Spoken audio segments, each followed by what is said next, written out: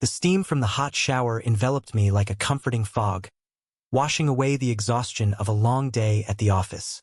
I had just lathered up when the bathroom door creaked open, and there he was, Alex, my stepson Tyler's best friend, standing frozen in the doorway with wide eyes. "Mr. Harlan? Oh God, I'm so sorry," he stammered, but instead of backing out, his gaze lingered just a second too long, sparking an electric tension that neither of us could ignore. "My name is David Harlan, a 42-year-old architect living in the suburbs of Chicago. I'd married Tyler's mother, Sarah, 5 years ago after her divorce, stepping into the role of stepdad with all the awkwardness that came with it. Tyler was 18 then, a rebellious teen who barely acknowledged me at first.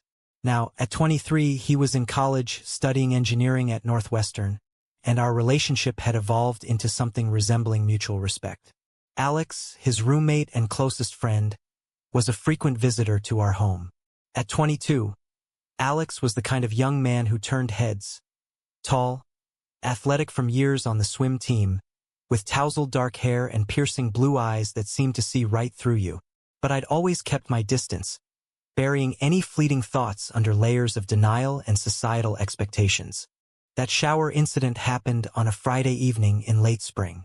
Sarah was away for a weekend conference, and Tyler had invited Alex over to hang out before they headed to a party. I didn't think much of it. I was just trying to unwind after a grueling week of deadlines. When Alex walked in, mistaking the guest bathroom for the one down the hall, it was a genuine accident, or so I told myself. He apologized profusely, his cheeks flushing red as he quickly shut the door. But that moment replayed in my mind all night, stirring feelings I'd long suppressed.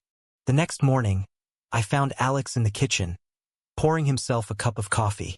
Tyler was still asleep upstairs. "Morning, Mr. Harlan," Alex said, his voice steady but his eyes avoiding mine. I nodded, grabbing a mug for myself.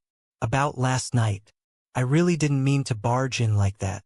His words hung in the air, and I could sense there was more he wanted to say. I waved it off with a chuckle, trying to play it cool. "No harm done, Alex. These things happen." But inside, my heart raced. I'd been married to Sarah for years, but our relationship had grown stagnant, more like roommates than lovers. And here was this young man, vibrant and full of life, making me question everything. As the day progressed, Tyler and Alex planned to hit the city for some sightseeing. I offered to drive them downtown, partly to spend time with Tyler, but also because I couldn't shake the curiosity about Alex. In the car, the conversation flowed easily, talking about college life, future plans. Alex mentioned he was majoring in graphic design, with dreams of working in advertising. "It's all about capturing emotions in visuals," he said, glancing at me through the rearview mirror. There was an intensity in his look that made my stomach flip. We ended up at Millennium Park, wandering around the bean sculpture. Tyler got distracted by a street performer, leaving Alex and me alone for a moment. "You know, Mr. Harlan, David, I admire how you've handled everything with Tyler. It can't be easy stepping into a family like that." His words were sincere, and for the first time I opened up a bit. "It's been a journey. I never had kids of my own, so it's all new." Alex nodded, sharing a bit about his own background.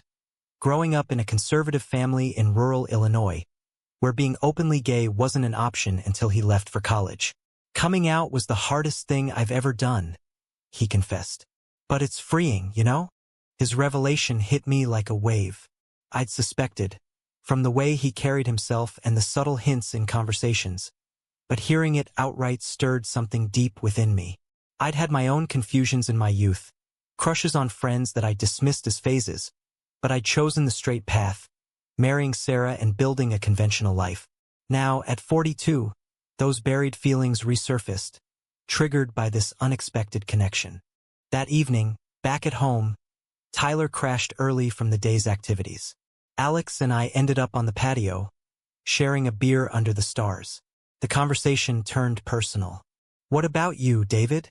Ever feel like you're living someone else's life?" he asked. I hesitated, then admitted, "Sometimes. Marriage isn't always what you expect." Alex leaned in closer. "Life's too short for regrets. You have to chase what makes you happy. His hand brushed mine accidentally, or was it? Sending a jolt through me.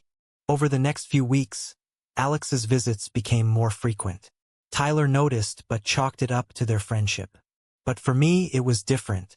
We'd exchange texts, innocent at first, about design projects or book recommendations, but they grew deeper, sharing vulnerabilities. I learned about Alex's struggles with acceptance from his family, how his father had disowned him after he came out. It mirrored my own internal battles, the fear of appending my life. One afternoon, while Tyler was at a study group, Alex stopped by unannounced. "I needed to talk," he said, his eyes earnest. We sat in the living room and he confessed, "That day in the shower, it wasn't just an accident. It was, but seeing you like that, it made me realize how I feel." My breath caught. "Alex, this is complicated. I'm married, and you're Tyler's friend." But even as I said it, I felt the pull. The conflict brewed inside me. Society's expectations weighed heavy. A middle-aged man, a stepfather, entertaining thoughts about a younger man? It was taboo, fraught with judgment. Yet, the emotional connection was undeniable. We talked for hours, navigating the minefield of our feelings. No physical boundaries were crossed. It was all about the heart, the choices we faced. As summer approached, the tension escalated. Sarah sensed something was off with me, but I brushed it aside as work stress. Tyler, oblivious, continued to bring Alex around. One night, during a family barbecue, Alex and I stole a moment in the kitchen. "I can't stop thinking about you," he whispered. My resolve cracked, and I admitted the same. But guilt gnawed at me. What would this do to Tyler? To Sarah? The drama was building, and I knew a storm was coming. The days blurred into a whirlwind of stolen glances and hushed conversations. Alex and I agreed to keep things platonic, focusing on friendship, but the undercurrent of attraction was impossible to ignore. It was like walking a tightrope, balancing my responsibilities with this newfound awakening. Chicago's bustling streets became our backdrop for clandestine meetings, coffee shops in Wrigleyville, walks along Lake Michigan, always under the guise of mentoring him in his career. One evening, as the sun dipped below the skyline, we sat on a bench overlooking the water. "David, why fight this?" Alex asked, his voice soft but insistent. "Because it's not just about us," I replied. "There's Tyler to consider. He's like a son to me now." Alex sighed, running a hand through his hair. "I know, but hiding who you are, it's killing you inside." His words struck a chord. I'd spent years conforming to what society deemed normal. A heterosexual marriage, a stable job, the American dream. But was it my dream? The societal conflicts loomed large. In a country where LGBTQ rights had advanced, pockets of intolerance persisted. Alex shared stories of discrimination at college. Subtle slights from professors, outright hostility from some peers. "It's better than it was, but it's not perfect," he said. I thought about my own circle, conservative colleagues, Sarah's traditional family. Coming out would shatter everything. Yet, the hypocrisy ate at me. I preached acceptance to Tyler, encouraging him to be open-minded, while I hid in the shadows. Then came the turning point. Tyler announced he was bringing a date to dinner. A girl from his class named Mia. It was a casual affair, but Alex was invited too. The evening started pleasantly, with laughter and shared stories. But as the night wore on, Mia asked about my marriage. "You and Sarah seem so solid," she said. I forced a smile, but Alex's eyes met mine, filled with unspoken truth. Later, as we cleared the table, Tyler pulled me aside. "You okay, Dad? You've been distant lately." Hearing him call me Dad, for the first time, twisted the knife. "Just tired, son," I lied. That night, unable to sleep, I texted Alex. "We need to talk." He came over the next day, while Sarah was at yoga and Tyler at the gym. "This can't go on," I said, pacing the room. "It's tearing me apart." Alex stood, placing a hand on my shoulder. "Then choose, David. Choose happiness." In that moment, the dam broke. I pulled him into a hug, not romantic, but raw with emotion. Tears streamed down my face as years of repression surfaced. But fate intervened cruelly. Sarah returned early, catching us in the embrace. "What's going on?" she demanded, her eyes wide with shock. I froze, but Alex stepped back respectfully. "It's not what you think," I stammered. She crossed her arms. "Then explain." The confrontation was inevitable. I sat her down and poured out my heart. The confusion, the attraction, the identity crisis. Sarah listened, her face paling. "How long?" she whispered. "Not long, but the feelings. They've always been there." The fallout was swift and painful. Sarah felt betrayed, not just by the potential affair, but by the lie I'd lived. "You married me knowing this?" she accused. I shook my head. "I didn't know. Or I didn't want to know. We agreed to separate amicably, but the emotional toll was immense." Tyler was next. I dreaded that conversation more than anything. We met at a neutral spot, a park near campus. "Tyler, there's something I need to tell you," I began. His face hardened as I explained my feelings for Alex, the shower incident as the catalyst. "Wait, Alex? My best friend?" he exploded. "How could you? You're supposed to be my dad." The betrayal cut deep. Tyler stormed off, leaving me shattered. The next weeks were a blur of isolation. Alex reached out, but I pushed him away, drowning in guilt. Society's judgments echoed in my mind. Age gaps, family dynamics, the scandal of it all. Was I a predator? A homewrecker? The internal conflict raged, amplified by external pressures. Friends distanced themselves, whispers at work grew louder. Yet, amid the chaos, glimmers of support emerged. A colleague, openly gay, offered advice. "It's your life, David. Own it." Alex persisted, sending messages of encouragement. "We can face this together." Slowly, I began therapy, unpacking decades of denial. The process was grueling, forcing me to confront my choices. As fall set in, Tyler reached out tentatively. "I need time, but I get it. Sort of." Our reconciliation was fragile, built on honest talks about identity and acceptance. He admitted his own biases, shaped by a heteronormative upbringing. "It's weird, but if you're happy." The words trailed off, but it was a start. With Sarah, we navigated divorce proceedings with civility.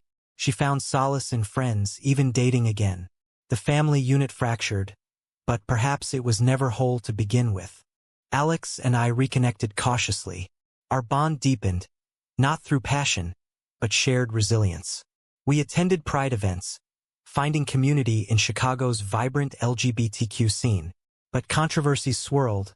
Friends questioned the age difference, the stepson connection. "Is this ethical?" they asked. I pondered that daily. The drama peaked at a holiday gathering. Tyler invited us both, testing the waters. Tensions simmered, but by evening's end, a tentative peace settled. It wasn't perfect, but it was real. Rebuilding took time, like piecing together a shattered mosaic. Alex and I started dating officially, keeping it low-key to respect Tyler's feelings. We explored the city together, museums in the Loop, jazz clubs in Lincoln Park, building memories grounded in mutual respect. But the societal backlash was relentless. Online forums buzzed with opinions when a mutual friend leaked our story anonymously. Predatory older man preys on son's friend. One comment read, "It stung," fueling debates about power dynamics in relationships. At work, my boss pulled me aside. "David, rumors are circulating. Is everything okay?" I came clean, bracing for judgment. To my surprise, he was supportive. "As long as it doesn't affect your performance, it's your business." But not everyone was as understanding. A client, conservative in views, pulled a project, citing personal differences. The professional repercussions highlighted the ongoing struggle for equality, even in progressive Chicago. Alex faced his own battles. His family, already estranged, cut ties completely upon hearing about us. "They think you're corrupting me," he said bitterly over dinner one night. I held his hand. "I'm sorry. This is my fault." He shook his head. "No, it's theirs. for not accepting love in all forms. Our conversations delved into deeper issues, generational gaps, the ethics of coming out later in life, the impact on families. Tyler oscillated between acceptance and resentment. One weekend, he visited my new apartment, a modest place in Andersonville, Chicago's gay-friendly neighborhood. "This is weird, Dad," he admitted, looking around. We talked for hours, him voicing fears of losing his friend to his stepfather. "Alex was my bro first." I nodded. "I know, and I don't want to come between you." Slowly, Tyler opened up about his own curiosities. "I've questioned things too, but I'm straight, I think." It was a breakthrough, fostering empathy. The plot thickened when Sarah started seeing someone new, a colleague from work. She introduced him to Tyler, who reacted with mixed emotions. "It's hypocritical," Tyler confided in me. "Mom moves on quick, but judges you." It sparked family therapy sessions, where raw truths emerged. Sarah admitted her own unhappiness in our marriage. We were comfortable, but not passionate. The sessions were cathartic, mending some wounds. But controversy erupted at Tyler's college. A group chat exposed our relationship, leading to harassment. Alex received anonymous messages. "Homewrecker," "gold digger." The age difference, 20 years, fueled accusations of exploitation. We debated going public to control the narrative, but decided against it, valuing privacy. One rainy afternoon, Alex and I attended a support group for LGBTQ individuals in non-traditional relationships.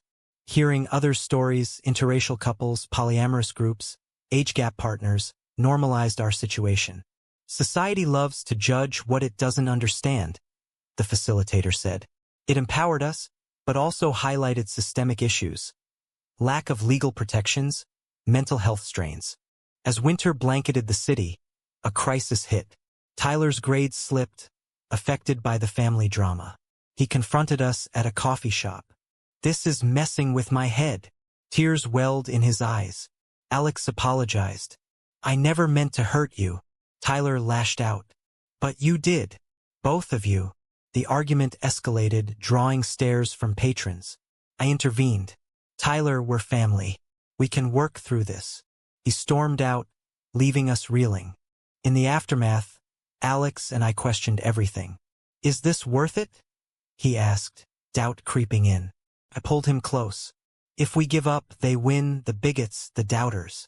Our resolve strengthened, leading to advocacy. We volunteered at a local LGBTQ center, sharing our story anonymously to help others. Reconciliation with Tyler came unexpectedly. He showed up at my door one snowy evening. "I miss my friend. And my dad." We hugged, the first real embrace since the revelation. Over hot cocoa, he admitted, "It's not ideal, but love is love, right?" It was a pivotal moment, easing the tension. With spring's arrival, our lives stabilized. Alex graduated, landing a job at a design firm. I focused on my career, even taking on pro bono work for LGBTQ housing projects. Sarah remarried, finding happiness. Tyler started dating Mia seriously, bringing balance. But lingering debates persisted. At a pride parade, a stranger approached. "Your story inspired me, but is the age gap okay?" It sparked discussions among friends, consent, maturity, societal norms. Alex and I navigated these with grace, emphasizing emotional equality. The high point came at Tyler's birthday party. He invited us all, Sarah and her husband, friends, Alex and me. Laughter filled the air, a far cry from the earlier storms. Yet, undercurrents of unease remained, reminders of the battles fought. Stability proved fleeting as new conflicts arose. Alex's job took him to New York for a month-long project, testing our relationship's resilience. Distance amplified insecurities. "What if you meet someone your age?" I voiced over a late-night call. He laughed. "David, you're the one I want." But doubts lingered, fueled by societal narratives that painted age-gap relationships as doomed. During his absence, I delved deeper into self-reflection.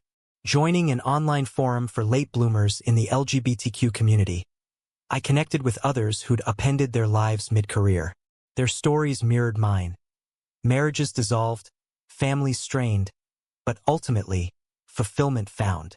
One man shared, "The controversy comes from outside. The peace is internal." Tyler's support grew steadier. He and Alex rekindled their friendship, hanging out without me. "It's like old times," Tyler said during a lunch meetup. But he added, "Just don't make it weird." We chuckled, but the underlying tension was palpable. Society's microscope on our dynamic, stepfather dating son's friend invited endless scrutiny. A major clash occurred when Alex returned. We planned a quiet dinner, but Tyler insisted on joining. Midway through, he dropped a bomb. "I'm thinking of transferring schools. This drama's too much here." My heart sank. "Because of us?" Alex asked. Tyler nodded. "Partly. People talk." The evening devolved into arguments about choices, consequences, accountability. In the heat, Tyler accused, "You two prioritized your feelings over everyone else." Alex defended, "Love isn't selfish. Hiding it is." I mediated, "We're all hurting, but running won't fix it." Tyler stayed, but the rift widened temporarily. External pressures mounted. A local news outlet picked up on similar stories, interviewing experts on forbidden romances. Though not directly about us, it hit close. Debates raged online. Is it ever okay to date your child's friend? Opinions split. Some championed personal freedom, others decried ethical breaches. Personally, I faced a health scare. A routine checkup revealed high stress levels. The doctor advised, "Address the sources." Therapy intensified, uncovering layers of guilt. "You deserve happiness," my therapist said, but societal conditioning whispered otherwise. Alex proposed a getaway to mend bonds. We rented a cabin in Wisconsin Dells, inviting Tyler. The trip was tense at first. Awkward silences during hikes, forced smiles around the campfire. But breakthroughs happened. One night, stargazing, Tyler opened up. "I was scared of losing both of you." Alex reassured, "You won't." I added, "Family evolves." By trip's end, healing began. Back in Chicago, advocacy became our outlet. We spoke at a panel on LGBTQ family dynamics, sharing edited versions of our journey.